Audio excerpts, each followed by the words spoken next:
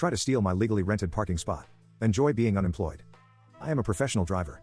As such, on the roads in the US, there are different truck stops throughout the country that have a pay-to-park system. Usually, about 10 to 20% of the lot marked off as reserved, with each space running from $15 to $25. The truck stop where this took place had parking for $17, which is relatively cheap for a guaranteed spot.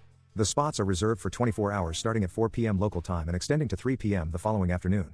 I knew that I would have a late night delivery, so I came to the truck stop around 3:30 and paid for a reserved spot.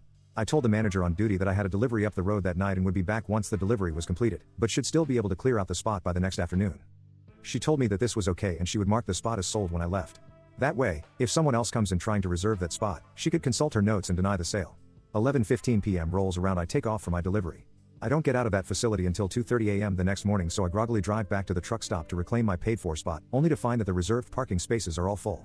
I call the manager on duty and after giving her my info, informed her that all the spots are full and that someone has parked in a spot and hadn't paid for it. She sends her other employees out to start checking trucks. The culprit was from a company that is known for their bright orange trailers and he was a company driver. The other employee starts banging on his door to inform him that he is parked illegally and he has to move. Meanwhile, I can see the commotion from my mirror with my vantage point in the fuel island where I had been instructed to temporarily park.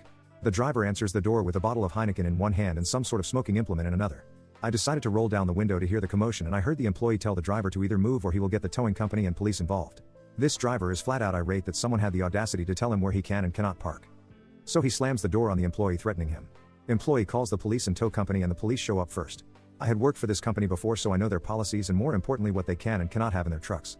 Alcoholic beverages are not allowed in the cab. Anything that isn't a cigarette or a cigar and a lighter is also not allowed. The coup de grace, a pew-pew of any kind, absolutely not allowed, and especially not allowed loaded. This driver had all that and some other not so legal substances in his cab, so he was hauled away in cuffs. His truck was hauled away on a wrecker. I made a call after the commotion died down to the company safety director and informed them that their rig will be in an impound lot and their driver is going to jail over the not so legal stuff he had in his truck. She thanked me and said that he would definitely lose his job, especially over the alcohol and the other not so legal stuff. I guess he played the screw around and find out card and it bit him in his career.